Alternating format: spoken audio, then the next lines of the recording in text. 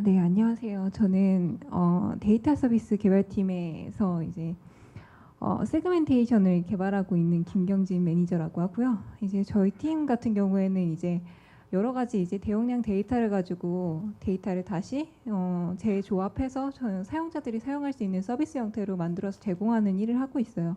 이 대표적으로 모듈이 크게 3개 있는데, 한쪽은 이제 레코픽이라고 해서 이제 추천 관련 그런 모듈이 있고, 다른 한쪽은 실업애드, 그리고 다른 한쪽은 이제 제가 제목은 DMP라고 적혀 있는데 저희가 이름이 바뀌었어요. 이제 내부 사정으로 인해서. 그래서 MRSS 이제 관련 제가 개발을 맡고 있고요. 제가 하고 있는 일은 이제 대부분의 이제 대용량 데이터에서 뭐 사용자 로그가 되게 많을 거잖아요. 이 사용자 로그 중에서 뭐 오늘 클릭을 하고 뭐 11번가에 관련된 이제 상품을 보고 있는 이제 유저에 대한 로그를 보고 싶은 거예요. 그래서 이 유저에 대한 모수를 추정하는 일을 제가 맡고 있고요. 네. 그래서 제가 사실 입사한 지 그렇게 오래되지 않았거든요. 제가 올해 1월에 입사를 했는데 사실 2월달 중순까지 이제 개발을 마쳐야 되는 뭐 그런 상황이었어요. 그래서 사실 처음에 시작할 때는 입사를 해서 제가 무슨 일을 해야 되는지 잘 모르고 왔는데 이제 굉장히 막연하다는 생각이 되게 많이 들었어요. 그래가지고 제가 왜 막연한지부터 생각을 해봤어요. 사람이 뭔가 이제 막연할 때는 막연한 이유가 있는 거거든요. 그래서 제가 한 2가지 관점에서 제가 뭔가 모르고 있다는 걸 되게 깨달았었는데, 그래서 질문 2개에다가 그 모르는 것의 차이점을 담아봤어요. 그래서 보통 사람들이 이런 거 잘 모르죠. 대동법이 시행된 연도 저도 잘 몰라요. 그래서 이게 1708변이기는 한데 뭐 이런 거는 그냥 뭐 네이버에서 찾아보면 그냥 금방금방 나오는 내용이에요. 그렇게 중요한 내용은 아니고. 근데 보통 이런 질문 같은 경우에는 대답하기가 되게 어려워요. 왜냐면은 컨텍스트가 되게 여러 개 엮인 그런 질문이기 때문에 뭐그 사람의 뭐 여러 가지 피처들 때문에 뭐 방해 요소가 있을 수도 있는 거고, 제가 이런 거를 뭐 개별적으로 판단해서 줄 수 있는 건 아니잖아요. 그래서 이런 질문 같은 경우에는 대답하기 어렵죠. 그래서 되게 단순하게 아는 것과 모르는 것으로 분리되는 일들이 있고, 되게 다양한 양상과 콘텍스트 분석이 필요한 일들이 있는데, 대부분 태스크 초입에서는 이제 모르는 것의 문제예요. 이 모르는 것의 문제들은 이제 뭐 스팍을 돌리고 싶은데 어떻게 돌려요? 뭐 그러면은 클러스터 구축은 어떻게 해요? 뭐 이런 얘기들이 있잖아요. 대부분 이런 것들은 이제 게리 스타트에 들어가 보면은 대부분의 이제 매뉴얼을 찾아보실 수 있어요. 그 투두 리스트를 최대한 잘게 쪼개서 내가 해야 될 걸 명시화해 놓으면은 이제 모르는 것의 문제는 대부분의 해결이 가능하거든요. 그래서 처음에 이제 시작할 때는 뭐 이런 부분으로 쪼개서 해결하면 되겠다라는 부분이 있었어요. 근데 보통 태스크 중기 말기에 들어가 보면은 되게 다양한 문제들이 발생을 해요. 이제 저도 이제 여러 가지 어려움을 겪었는데, 대부분의 경우는 뭐 이 돌다가 이제 갑자기 노드가 돌연사 한다든가, 뭐 갑자기 엄청나게 이제 데이터 돌아가는 부분이 느려진다든가, 그러면 어떻게 해서 빠르게 하냐라는 부분이 있는데, 이런 건 뭐 구글링 한다고 단번에 나오는 것도 아니고 그래서 이제 대부분의 경우는 원인이 추정되는 부분이 있잖아요. 이 추정되는 부분을 하나씩 하나씩 이제 팩터를 잡아서 이제 소거하고 이게 아니다 그러면서 제거하는 방향으로 들어가거든요. 그래서 제가 이렇게 힘들었던 경험에 대해서 그냥 말씀을 드리려고 해요. 사실 오늘의 발표는 뭔가 제가 하드에 대해서 뭔가 말씀을 드린다기보다는 제가 하면서 이렇게 실패했어요, 이런 얘기들에 가까울 거예요. 그래서 설명하기 전에 이제 간단히 설명을 드리면은 대부분의 컨퍼런스에 가서 저도 느끼는 건데, 이제 설명을 이해하기가 힘들어요. 사실 저는 개발이 그렇게 대단한 건 아니라고 생각하거든요. 그냥 간단히 생각하면은 CRUD의 확장이에요. 데이터를 읽어와서 뭐 응용 처리를 하고 나서 아웃풋을 만들어서 저장을 하거나 사람들한테 보여주면 되는 거거든요. 근데 대부분의 빅데이터 컨퍼런스에 가보면 좀 이해하기가 힘들어요. 근데 그 이해하기 힘든 게 대부분의 경우는 사실 뭐 무엇 때문에 뭘 해야 되는지 잘 모르는 경우가 대부분이기 때문이에요. 그래서 그러니까 이 발표하시는 분들은 되게 뭔가 지식이 많으시고 본인 도메인에 대한 지식도 많으시고 뭐 빅데이터 관련된 그런 용어에 대한 지식도 많으시기 때문에, 그러니까 매크로처럼 이제 말씀을 하세요. 되게 함축된 언어와 용어로 이제 그 상황에 대해서 설명을 하시는데, 사실 그게 처음 보는 입장에서는 설명이 잘 안 되거든요. 그래서 저 같은 경우에는 되게 제가 하고 있는 업무의 확장이 되게 여러 가지가 많지만은 그 중에서 이제 간단히 이해하실 수 있는 것만 이제 적어뒀어요. 이제 하드 파일 시스템에서는 되게 파일이 되게 파편화되어 있잖아요. 여러 가지 이렇게 쪼개져 있는 데이터, 대용량의 데이터를 읽어서 저는 맵리듀스를 해서 원하는 아웃풋으로 만들어서 그 뭐 사용자 세그에 대한 카운트를 만들어가지고 사용자에게 보내주거나 이제 추천 데이터에 활용을 하게 되는 거죠. 그리고 이런 데이터를 관리하기 위해 주기적으로 배치 관리를 해야 되고요. 그래서 솔루션을 못 쓸까 했는데 저는 이제 스팍을 사용하기로 했어요. 왜냐면은 사실 제가 스칼라를 원래 좋아하기도 했고요. 이제 스팍 같은 경우에는 여러 가지 장점이 있다는 사실을 알고 있었기 때문에 사실 스팍을 사용하기로 했었어요. 그리고 우지 같은 경우는 여러 가지 이제 워크플로우를 관리하기 위해서 사용했던 거고요. 이제 스팍 같은 경우는 빅데이터 처리를 위한 되게 분산 플랫폼이에요. 보통 그냥 맵리듀스를 하는 용도로만 사용하시는 것도 아니고 이게 머신러닝에서도 되게 잘 쓰이고요. 이제 스팍 스트리밍에서도 쓰이는 부분이 많거든요. 보통 장점이라고 하면은 이제 RDD를 쓸 수 있는 점이 이제 장점이라고 생각하시죠. 이제 뭔가 회복이 가능한 이제 분산 데이터 셋이잖아요. 보통 스팍 같은 경우는 메모리를 가져와가지고 데이터를 가져와서 하드웨어에서 가져와서 메모리 상에다 다 올려요. 근데 이게 리니지상으로 이제 계보가 다 남아 있거든요. 그래서 데이터를 트랜스포밍 할 때마다 이제 트랜스포밍한 그 기록을 다 가지고 있어서 뭐 어떤 데이터는 맵하고 어떤 데이터는 리듀스 하는데 이전에 있는 계보를 재사용할 수 있다는 그런 장점이 있는 거죠. 그리고 이런 과정들이 바로 이루어지는 게 아니라 액션이 들어갈 때만 실제 데이터가 이제 올라가고요. 트랜스포밍 할 때는 실제 데이터가 이제 올라가서 이제 변환하는 과정이 있지 않아요. 그래서 이제 레이지 로딩이 가능하다는 그런 장점이 있죠. 그리고 또 하나의 장점은 제가 이게 꼭 장점이라고 생각을 했는지는 모르겠지만 어쨌든 데이터 프레임을 쓸 수 있다는 점이 저는 되게 좋은 점이라고 생각했어요. 그러니까 빅데이터 쪽에 이제 뭐 어느 정도 작업을 해보신 분들이면 이제 이해하시겠지만은 되게 라이브러리 쓰기가 되게 뭔가 중간에 들어가는 파라미터 같은 게 굉장히 많아요. 근데 데이터 프레임을 사용하시게 되면은 테이블에 있는 데이터를 그냥 가져와서 그냥 쓰실 수 있거든요. 이 테이블 데이터는 되게 뭐 하이브가 될 수도 있고 MySQL이 될 수도 있고 이제 제이슨 데이터가 가져와서 이제 쓰실 수도 있어요.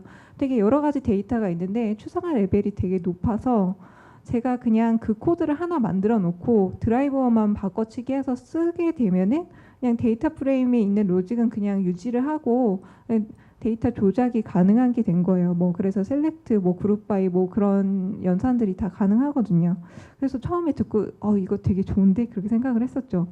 그래서 보통 이제 스팍을 시작하실 때는 이제 게링 스타트부터 시작을 하시죠. 네. 그래서 보통 이제 스탠드 얼론 모드라고 해서 이제 로컬에서 활용하실 수 있는 모드를 많이 쓰세요. 근데 이제 그 모드를 이제 쓰고 나시면 이제 클러스터 모드로 넘어가시게 되거든요. 그래서 저 같은 경우에는 처음 시작할 때는 이제 VM 여러 개 띄워가지고 그 VM을 연동을 해서 만들었었어요. 그래서 이 클러스터 모드에 스팍의 클러스터 모드에는 두 개가 있어요. 클라이언트 모드가 있고 그리고 또 그냥 클러스터 모드가 있는데 이 클라이언트 모드 같은 경우에는 스팍은 역시 분산 프레임워크이잖아요. 그러니까 마스터하고 슬레이브 노드로 돼 있어요. 그래서 드라이버가 따로 있어서 이 드라이버가 따로 익스큐터한테 일을 시키거든요. 태스크를 분배해가지고 일을 실행하게 되는데 이제 얀 리소스를 이제 사용하게 되더라도 이제 클라이언트 모드를 사용하게 되면은 제가 그 풀로 데이터를 익스큐터가 이제 시행한 데이터를 다 받아볼 수 있어요. 그래서 클라이언트 클러스터 모드로 이제 돌리게 되면은, 그러니까 내가 자체가 드라이버 프로그램이 되는 거니까 이제 모든 로그를 다 확인할 수 있죠. 근데 이제 클러스터 모드로 이제 전환을 하는 경우는 이제 클러스터 안에 있는 노드 중에 하나가 이제 드라이버 모듈이 되는 거예요. 그래서 제가 모듈을 드라이버 로그를 다 볼 수는 없고요. 드라이버 이제 노드에 들어가서 이제 로그를 볼 수는 있는데 어쨌든 이제 클러스터 환경에서 균질하게 이제 데이터를 활용하기 위해서는 클러스터 모드로 돌리는 게 더 이제 유용하시죠. 그리고 마지막으로 이제 스팍에 대한 배치 처리를 어떻게 할까라는 생각을 했어요. 뭐 가장 간단한 방법은 이제 뭐 개발자들의 친구 크론잡이 있는데 크론잡 정말 좋은 것 같아요. 이제 정말 스테이블하고 잘 죽지도 않고 정말 좋은 것 같았는데 다음 그림을 보시면 이제 빅데이터 관련된 이제 그런 여러 가지 어플리케이션들이에요. 이 그림을 보면 되게 막막함이 느껴지는데 되게 디펜던시가 굉장히 복잡하고 이 모든 것들을 엮어서 활용하기가 굉장히 까다로워요. 네. 크런 잡에다가 이 모든 이제 어플리케이션을 때려놓고 이제 활용한다고 한다면은 굉장히 좀 관리가 어렵거든요. 이제 로그 같은 거 관리하기도 어렵고 이력 관리를 하기도 어렵고요. 그래서 이제 저희는 DI 팀에서 이제 우지를 제공을 하고 있어요. 그래서 그 우지를 이용해서 이제 워크플로우를 작성해서 이제 활용을 하기로 했어요. 그리고 우지 같은 경우는 이 우지 소스를 까보시면은 그냥 톰캣이에요. 그냥 서버거든요. 하나의 서버인데 안에 들어가면 뭐 JSP 파일도 있고 그래서 이제 우지 서버가 떠 있는데 이 우지 서버에다가 내가 어떤 액션을 이제 취하고 싶어 뭐 자바에 대한 뭐 액션을 취하고 싶은지 뭐 그게 아니면 스팍에 대한 뭐 액션을 취하고 싶은지 그 하둡 관련 그 파라미터들을 다 설정할 수 있거든요. 그래서 얘네들에 대한 프로퍼티를 집어넣고 이 액션을 조작해서 이 워크플로우를 HDFS 상에다 올려놓고 이제 API 콜을 날리면은 이제 우지에서 모든 이제 실행 이력에 대해서 다 관리를 해주거든요. 그래서 여러 가지 어플리케이션을 활용할 수 있어요. 뭐 피그나 뭐 하둡이나 뭐 스팍도 가능해요. 처음에는 이제 스팍 액션이 지원을 하냐라고 해서 우지를 쓰지 말아야 되나 했는데 스팍 액션도 다 지원을 하고요. 네, 의외로. 그래서 워크플로우 같은 경우는 이런 식으로 그냥 XML 형태로 되어 있어요. 그래서 여러 가지 하둡 관련된 뭐 잡트래커나 네임노드와 관련된 그런 설명도 다 들어갈 수 있게 되어 있고요. 그래서 이 XML 형태로 되어 있으니까 제가 재구성이 가능하잖아요. 앞뒤로 재구성이 가능해서 그 부분을 그냥 재사용해서 사용하면은 쉽게 활용하실 수 있고요. 대부분 우지 커맨드 같은 경우에는 뭐 다음과 같이 그냥 그 HTTP 콜로 활용할 수 있어요. 근데 HTTP 콜로 뭐 이력도 계속 보실 수 있고 뭐 잡 아이디 같은 것도 계속 보실 수 있거든요. 이제 우지 같은 경우에는 그래서 약간 뭔가 이벤트 액션을 넣기는 좀 까다롭긴 해요. 그래서 우지에서 만약 관련된 이제 로그 같은 걸 계속 받아보고 싶으면은 우지를 계속 찔려서 데이터를 받아야 되는데 그 부분이 조금 귀찮은 부분인데 저희는 또 휴를 제공하고 있기 때문에 휴에서 이제 우지 관련된 그런 로그 같은 걸 다 취합해서 보여주거든요. 그래서 그다지 어려울 건 없어서 우지가 커맨드를 날려서 그냥 쓰는 방식으로 했었고요. 그리고 뭐 자바 클라이언트도 있어요. 그래서 저희가 이제 뭐 응용 프로그램 딴에서 이제 우지에다가 잡을 던져서 이제 올려서 실행하는 형식을 사용할 수도 있어요. 그래서 제가 이제 분산 환경에서 스팍을 한번 돌려보고 나서 이제 다 돌렸으니까 이제 우지에 올려서 돌려보자라고 했는데 실제로 우지에서 잡을 돌리고 제가 우지에서 스팍에 돌아가는 거 볼 때까지 거의 2주의 시간이 걸렸어요. 그러니까 거의 이 버퍼링 화면에서 대부분의 시간을 보냈는데 제가 별짓을 다 해보는데 정말 우지 안에서 이제 스팍이 돌지가 않았어요. 그래가지고 나중에 왜 돌지 않았나를 이제 거의 뭐 2주가 지나서야 알았는데 우지 같은 경우에는 이제 디펜던시 관리가 되게 리스키해요. 그래서 왜 그랬냐면은 저기 DIC 환경에 있는 쉐어드 라이브러리라는 곳이 있어요. 그 쉐어드 라이브러리라는 곳은 제가 이제 빅데이터를 사용하는데 이제 필요한 그런 라이브러리들이 있잖아요. 그 라이브러리들 몽땅 쉐어드 라이브러리 안에다가 이제 밀어넣고 그 밀어넣은 라이브러리를 제 어플리케이션 안에서 이제 활용해서 쓰는 거예요. 근데 버전이 안 맞으니까 그냥 아무런 에러도 뱉지 않고 그냥 화면이 멈춘 채로 그냥 그대로 있는 거예요. 근데 정말 사용자 입장에서는 미쳐버리겠는 거죠. 그냥 무슨 에러를 뱉으면 거기에 대한 디버깅이 가능한데 이게 조금 나오다가 이제 그냥 멈춰버리는 경우가 있어요. 이게 항상 상황이 똑같은 게 아니라 이제 로그가 조금 나오다가 멈추거나 그게 아니면 아예 화면도 안 나오고 그냥 500 에러 떨어지고 그냥 죽어버리거든요. 이게 쉐어드 라이브러리가 로딩이 올라가는 순서에 따라서 제대로 디펜던시가 맞춰서 올라가면은 그 몇 개 실행되다가 그게 다른 이제 충돌이 나는 그런 디펜던시 때문에 이제 중간에 멈춰버리는 그런 상태가 이제 나오는 것 같았어요. 그래가지고 그것 때문에 거의 2주를 날려버렸고 개발 시간에 그래서 이걸 꼭 써야 되나 그런 생각이 되게 많이 들었어요. 그리고 제가 사실 이 빅데이터 쪽을 계속 했던 개발자는 아니고요. 제가 원래는 웹 개발자였어요. 그래서 웹 개발을 하고 있었는데 되게 IDE에 되게 문명의 혜택을 받고 되게 그런 컴파일러의 도움을 받아서 제가 엔간에서는 이제 코딩을 하다가 틀리는 일은 별로 없잖아요. 요새 같은 세상에는. 근데 우지 같은 경우에는 이제 XML에 대한 이제 관리가 생각보다 그렇게 쉽지 않아요. 제가 기껏해서 잡을 다 만들어 놓고 잡을 5시간 동안 돌렸는데 물론 잡을 5시간 돌렸다는 거는 좀 문제가 있어요.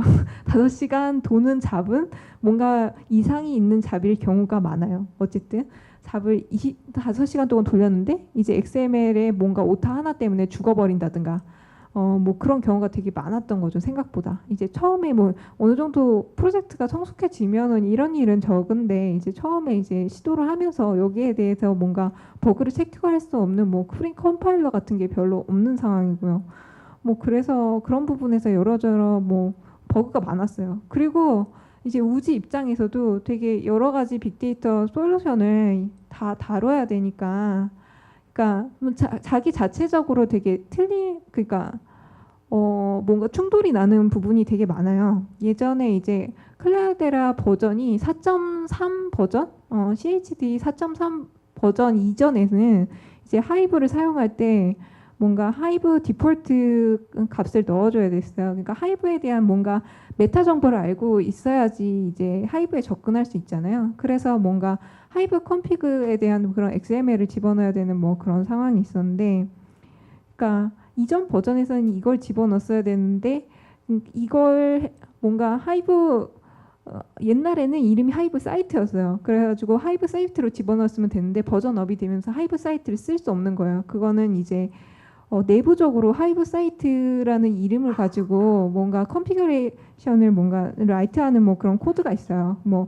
제가 하도 안 돼가지고 소스 코드까지 까봤는데 하이브 사이트로 뭔가 이제 컨피그레이션을 받아가지고 쓰고 있더라고요. 그래서 제가 하이브에 대한 메타 정보를 이 하이브 사이트에 담고 있어라고 이제 파라미터로 넘기면은 이제 퍼미션에 대한 에러가 나는 거예요. 왜냐하면 이미 하이브 쪽에서는 이제 하이브 사이트라는 이제 이름의 파일을 가지고 뭐 파일을 써놨기 때문에 제가 그걸 오버라이드 할 수 없잖아요. 제 실행 권한을 가지고 오버라이드 할 수 없으니까 퍼미션 관련된 에러가 나오고, 그러니까 사실 이렇게 되면은 뭔가 파일이 이미 있다거나 뭐 그런 식의 에러가 나와야 되는데 그것도 아니고 퍼미션 에러가 나버리니까 제 입장에서는 뭐가 잘못되는지 잘 모르겠다는 뭐 그런 어려운 점이 있죠. 근데 그러면 하이브 사이트의 이름을 바꿔서 뭔가 메타 정보를 주면 되지 않냐라는 게 있었는데, 근데 또 제가 스팍 SQL을 쓰고 있었어요. 스팍 SQL에서는 또 하이브 사이트라고 이름이 안 돼 있으면은 하이브를 인식을 못해요. 하이브에 대한 메타 정보를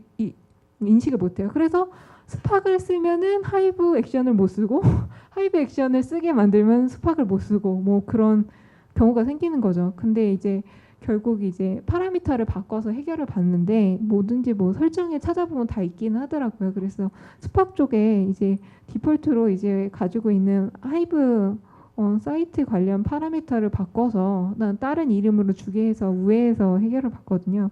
근데 사실 이제 같은 버전으로 올릴 건데 우지 쪽에서도 그러니까 이렇게 섞어서 쓰는 케이스까지 잘 캐치를 하지 못하니까 이런 버그가 생기는 거잖아요. 그래서 이 우지를 쓰는 게 내가 편리해서 하는 건데 이게 과연 편리한 일인가라는 생각이 들어서 굉장히 이게 고생을 많이 했고요.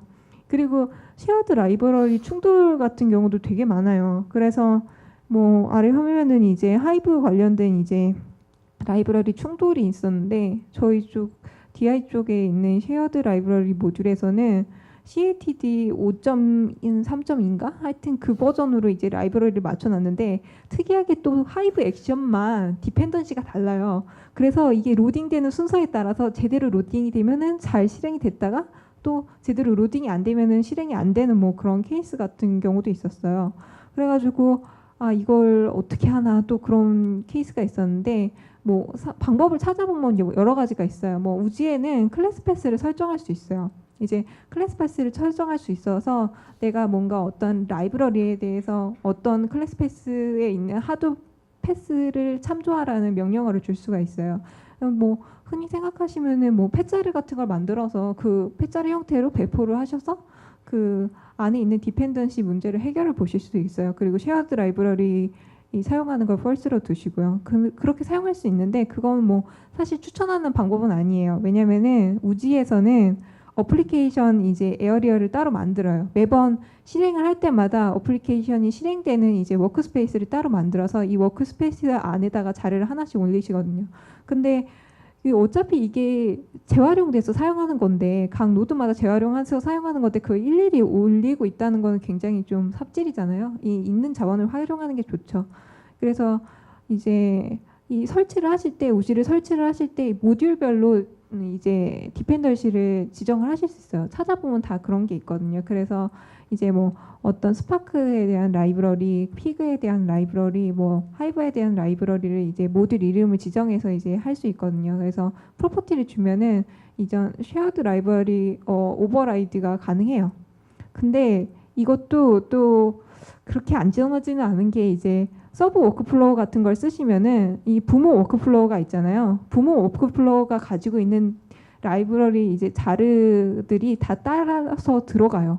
그래서 서브 워크플로우로 넘어가실 때는 이제 클래스 패스를 다 초기화해 주셔야지 그게 아니면은 이제 라이브러리가 섞여서 또 안 돌아가는 케이스가 되게 많으실 수 있어요.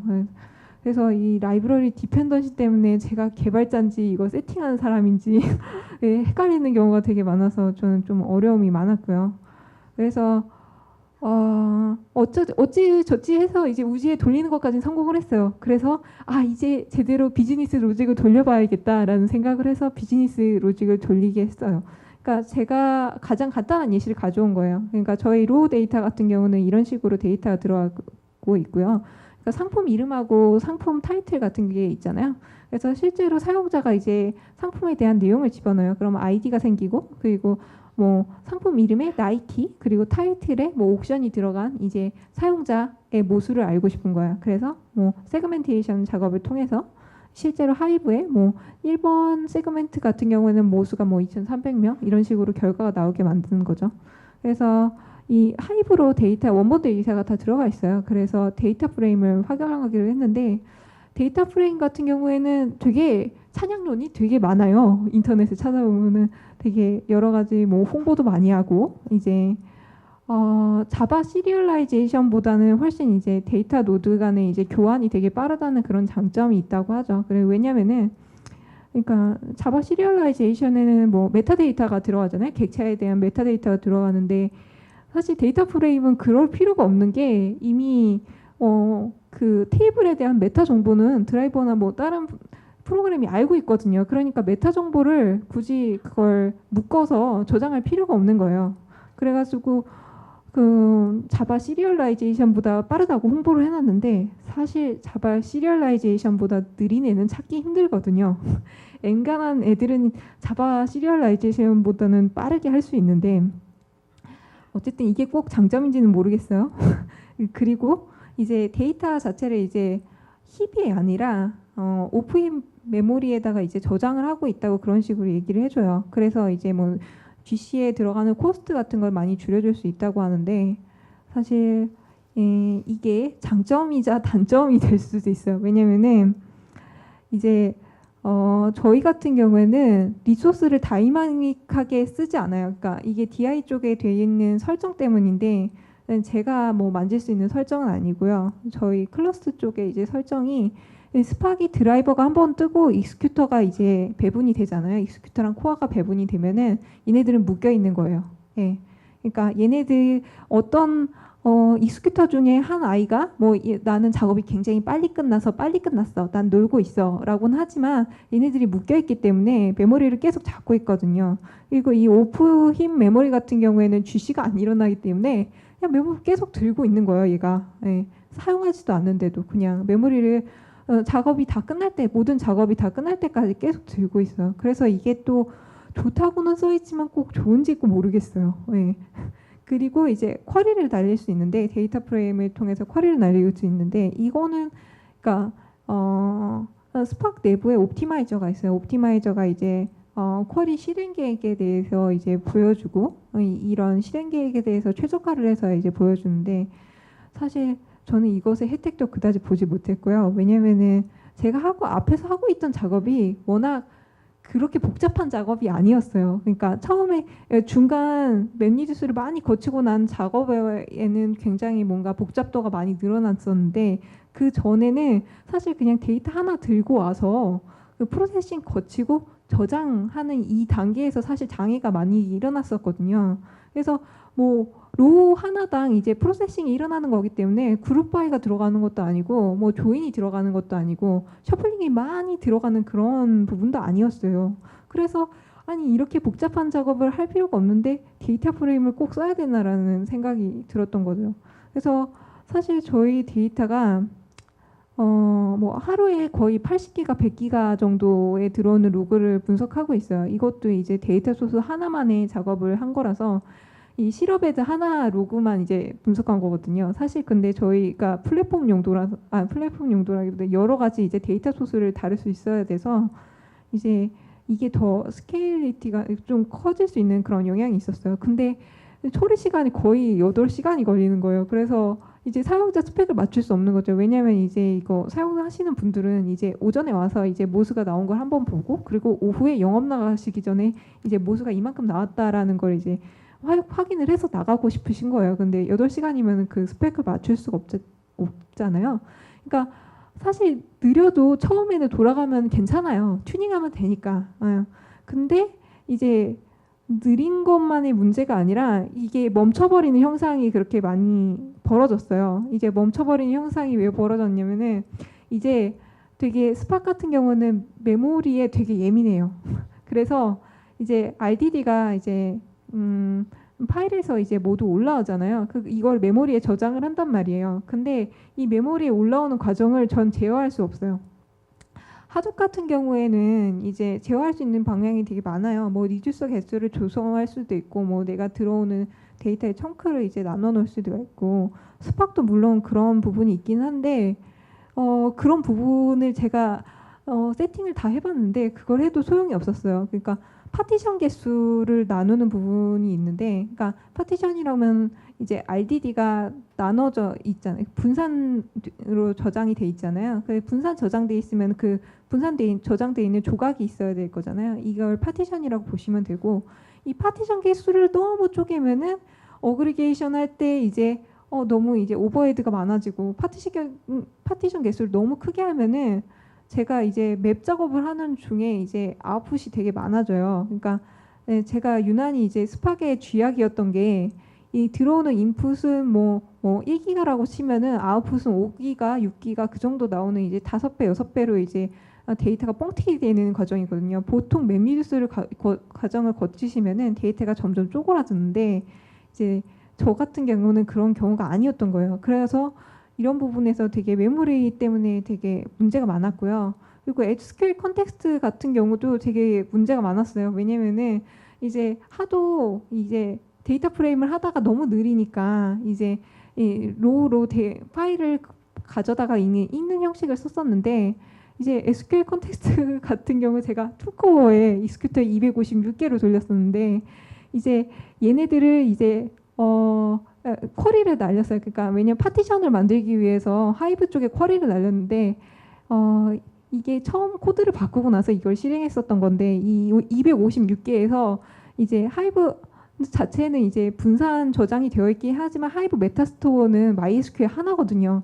그러니까 256개의 투코어에서 모두 다 하이브 메타스토어에다 명령어를 날렸던 거예요. 그래가지고 커넥션 풀이 나와가지고 그날 있던 하이브 잡이 다 죽었어요. 그래서 너무 DIT한테 경고를 받았는데, 그래서 SQL 컨텍스트 같은 경우도 이제 분산 환경에서 쓸 수 있게 만들어졌다라고는 돼 있지만은 실제로 이 사용해 보시면은 그렇게 안전하지 않거든요. 그러니까 제가 상상할 수 없는 약간 그렇게 분산 환경이 적합한 그런 안전 장치들이 아직 스테이블하게 써져 있지 않았어요. 그래서 결국은 저는 스팍을 결국 다 걷어냈고요. 지금은 하드를 쓰고 있어요. 그래서 제가 여러 가지로 이제 어려움을 겪었던 부분은 이제 라이브러리 체크를 하는데 그때 뭔가 방만했었고, 그리고 뭔가 제가 어플리케이션 개발을 했잖아요. 웹 어플리케이션 같은 경우는 디버깅하기가 되게 쉽거든요. 안에 들어가는 틀 같은 것도 되게 잘 돼 있고. 근데 보통 이렇게 노드 안에서 여러 가지 돌아가는 프로그램을 만들 때는 로컬 테스트가 잘 안 돼요. 근데 최대한 로컬 테스트를 많이 하셔야 돼요. 하이브 액션 같은 것도 다 찾아보시면 테스트 케이스 다 있거든요. 왜냐면은 그쪽 개발자들도 로컬 테스트는 해야 되기 때문에. 그래서 필히 로컬 테스트는 해보시고 이제 돌려보시는 게 이제 시간을 절약하시는 길이라는 것. 그리고 로컬리티 같은 것도 꼭 고려를 해보시고 이제 프로그래밍 해보시는 걸로. 예.